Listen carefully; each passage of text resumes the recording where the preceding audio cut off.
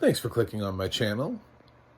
I'm John Stark from MacTheMovieGuy.com, and I am reviewing She-Hulk, Season 1, Episode 3.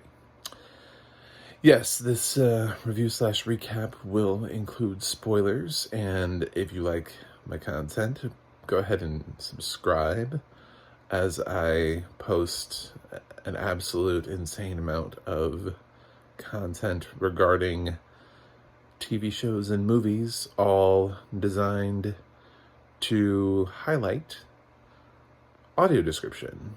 Shows that have audio description, because I'm a blind film critic. Surprise! Anyway, okay, so we're into She-Hulk. It's the third episode. What's Abomination gonna do now? What kind of crazy shenanigans is Abomination? Oh, turns out he's kind of a nice dude now.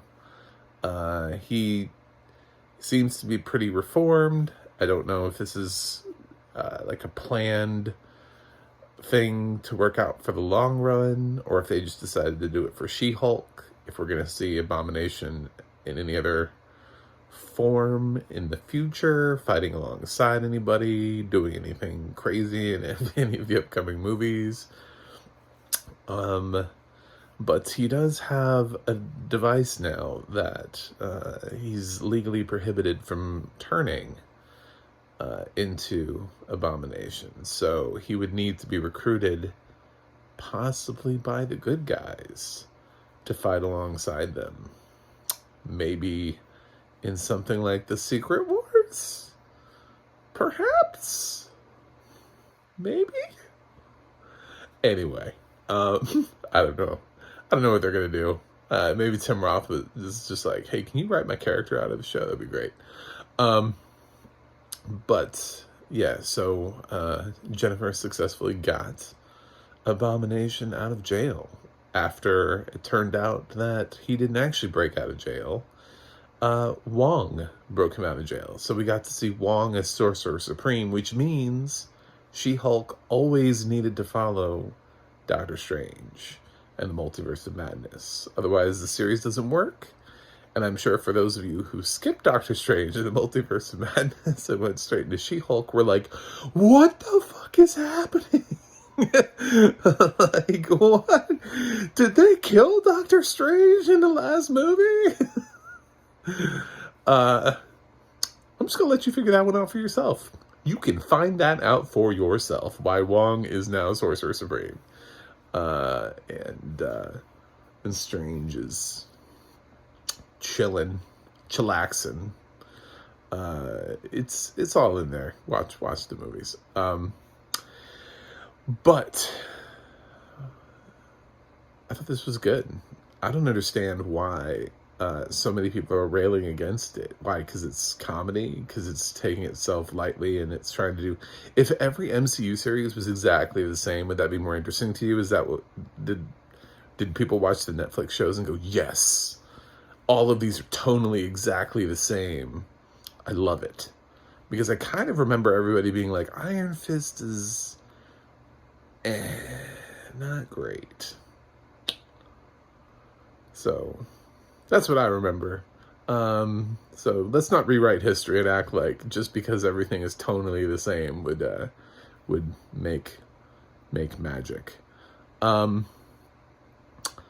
yeah, I've seen on the interwebs the negative reviews. I saw some AntiWoke person was rallying against She-Hulk, and I couldn't even do it. I couldn't even, I felt bad that I'd given him a view, even for like the 10 seconds when I was like, what is his argument?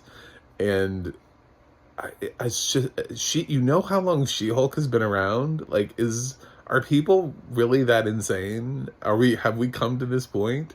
She can't be part of a woke agenda when she's older than the agenda itself. Like, I don't get it. I don't. She wasn't created for woke agenda. She's not some sort of response. She's older than I am. So I don't, please please at least be intelligent when trying to formulate your responses and reasons as to why you don't like She-Hulk, and don't be like, she was created by the woke mob to put men down.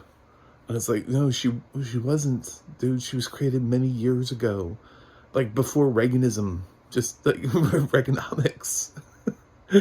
Like, men didn't care. That's why when she runs around, she has boobs.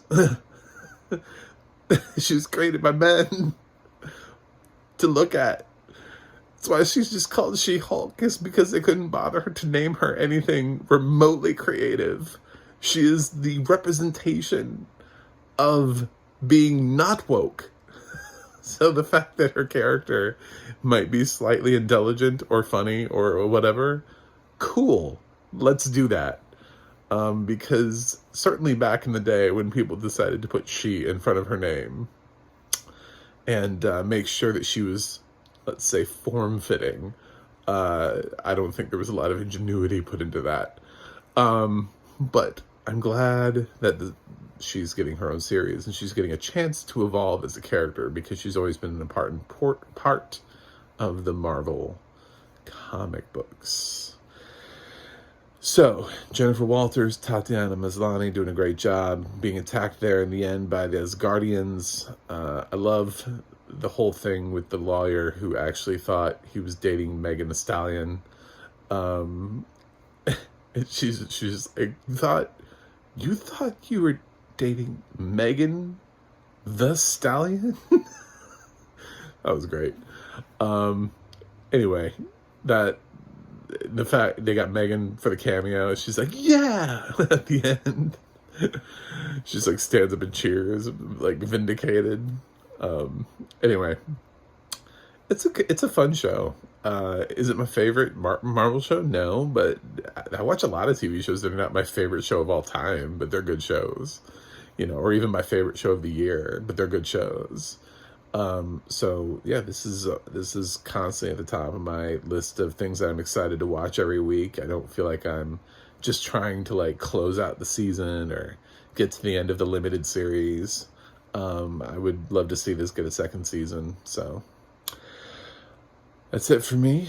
I'm going to give She-Hulk season 1, episode 3 an A. I thought it was the strongest episode yet.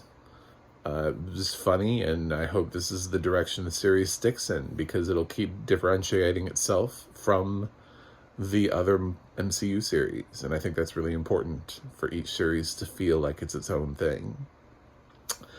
So, let me know what you think in the comments. And don't forget to like and subscribe. You can visit MacTheMovieGuy.com for more of my reviews. You can visit the audio description project, adp.acb.org, for more shows and where they're shown with audio description is like a full list. And there's also the adna.org will let you know who's describing what. It's like IMDb for narrators. They had to go create their own IMDb because IMDb wouldn't let them on IMDb doing what they do. Like, they're not allowed to be credited. Doesn't that suck? Anyway, thanks for watching, and I gotta go review something else, so see you on the other side.